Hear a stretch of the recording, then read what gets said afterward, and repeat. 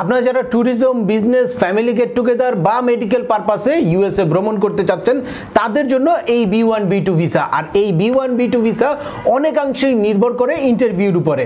তাই আজকে আপনাদের জন্য শেয়ার করব B1 B2 ভিসার ইন্টারভিউর প্রিপারেশনটা কি হতে পারে। তো চলুন শুরু করা যাক। তার আগে বলে নিচ্ছি, যারা আমাদের চ্যানেলে নতুন বা আমাদের চ্যানেলটি এখনো সাবস্ক্রাইব করেননি, please hit the subscribe button.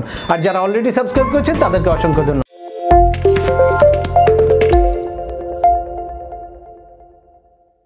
আসসালামু আলাইকুম ভিউয়ার্স, আপনাদের সাথে আছি আমি সিএম আমিনুল বাহার। আমাদের এই চ্যানেলে ইউএসএ, কানাডা সহ ইউরোপের বিভিন্ন দেশের ভিজিট, পড়াশোনা, ওয়ার্ক পারমিট এবং মাইগ্রেশন রিলেটেড বেশ কিছু আপডেটেড ইনফরমেশন আছে। আপনারা যারা যেই টপিকসে ইন্টারেস্টেড দয়া করে ওই রিলেটেড সকল ভিডিওগুলো দেখবেন। এরপর ছোটোখাটো প্রশ্ন থাকলে কমেন্টস করবেন। আর তারপরেও একান্ত কেউ যদি কোনো ব্যক্তিগত পরামর্শ করতে চান বা আমাদের কাছ থেকে কোনো সার্ভিস নিতে চান তাহলে ডিসক্রিপশনে থাকা হোয়াটসঅ্যাপ নাম্বারে অ্যাপয়েন্টমেন্ট বুক করে সরাসরি যোগাযোগ করতে পারেন। অ্যাট দ্য সেম টাইম আমাদেরকে ইমেল করতে পারেন এবং আমাদের ফেসবুক পেজটি ফলো করে সবসময় আমাদের পাশে থাকতে পারেন। এনিওয়ে, চলে আসি আজকের মূল আলোচনায়। আজকের মূল আলোচনা হচ্ছে আপনাদের দীর্ঘ প্রতীক্ষিত ইন্টারভিউ ডেট। আপনারা অনেকেই আসলে B1 B2 ভিসার ইন্টারভিউ ডেট নিয়েছেন অনেক দীর্ঘ অপেক্ষার পরে। খুব রিসেন্টলি হয়তো আপনাদের ইন্টারভিউ ডেট পড়েছে, বা অনেকেই আবেদন করে বসে আছেন দীর্ঘদিন ধরে ইন্টারভিউ ডেট পাচ্ছেন না, বা অনেকে এখন নতুন করে আবেদন করেছেন আগামী বছর ইন্টারভিউ ডেট পেয়েছেন। তো আপনাদের এই কাঙ্ক্ষিত ইন্টারভিউ ডেটটাকে সাকসেস করার জন্য আপনাদের একটা ইন্টারভিউর প্রিপারেশন অবশ্যই থাকতে হবে। যে ইন্টারভিউতে কি প্রিপারেশন নিতে হবে বা কোন প্রিপারেশন নিয়ে গেলে আপনারা প্রপারলি ইন্টারভিউটা হ্যান্ডেল করতে পারবেন। সেক্ষেত্রে প্রথমেই হচ্ছে আপনাকে ইনফরমেটিভ থাকতে হবে। অর্থাৎ আপনি কি কারণে আবেদন করেছেন, আপনি কোথায় যাবেন, আপনি ওখানে গিয়ে কোথায় উঠবেন, আপনার ওইখানের যেই ইউএসএর কন্ট্যাক্ট, আপনার পারপাসটা, এই জিনিসগুলোর DS-160 ফর্মটা যারাই যে কেউ আপনাকে ফিল আপ করে দিতে পারে, কিন্তু DS-160-তে কি কি ইনফরমেশন দেওয়া হয়েছে এই জিনিসগুলো একদম আপনার কাছে ক্লিয়ার থাকতে হবে।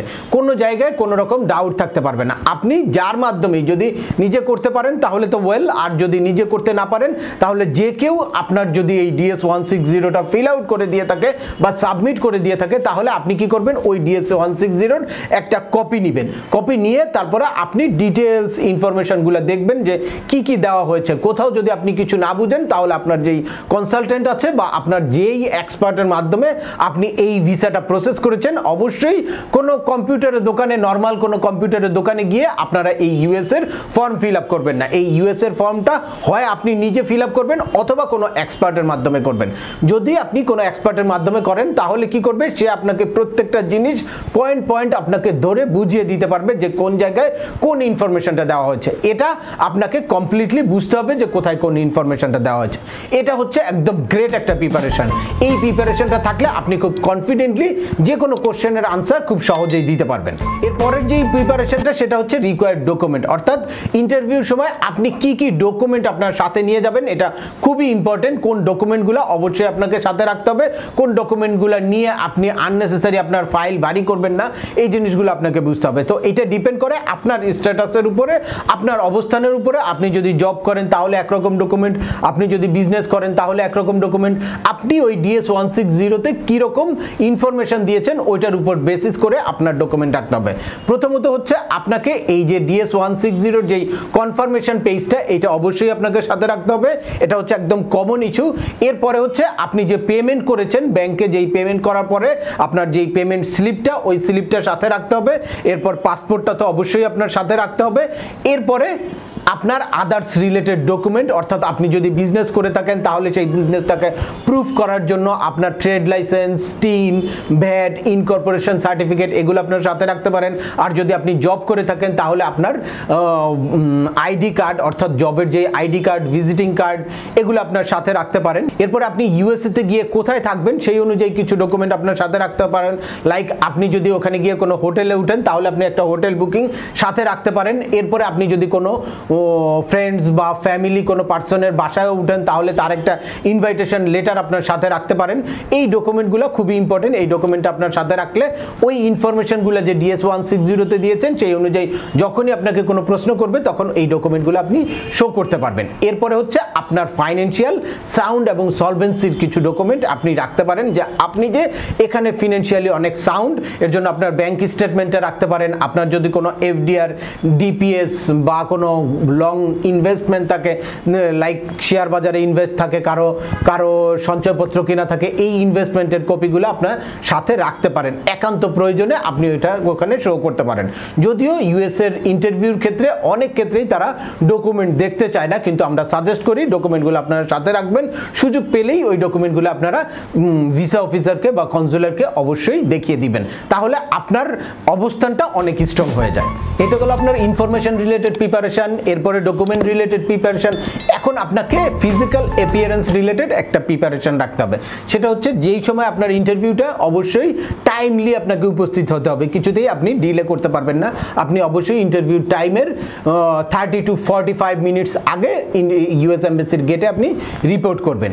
এরপরে কি আপনার প্রিপারেশনটা কি নিতে হবে যাতে আপনি টাইমলি উপস্থিত হতে পারেন। এরপরে হচ্ছে আপনার মানে উপস্থিতিটা অবশ্যই খুব স্ট্রং ফিজিক্যাল অ্যাপিয়ারেন্স হতে হবে, সেখানে আপনার ওয়েল ড্রেসে থাকতে হবে, আপনার গেট আপ সেট আপটা বা আপনার মেন্টাল সিচুয়েশনটা একদম ফুরফুরে একটা সিচুয়েশন থাকতে হবে। কারণ কি আপনি কিভাবে নিজেকে আসলে উপস্থাপন করতে চাচ্ছেন এটাও আপনি আগে ডিএস 160-তে আপনি যদি বিজনেসম্যান হন তাহলে আপনার গেট আপটা একরকম থাকবে, আপনি যদি সার্ভিস হোল্ডার হন তাহলে আপনার গেট আপটা একরকম থাকবে, আপনি লয়ার হলে আপনার গেট আপটা একরকম থাকবে।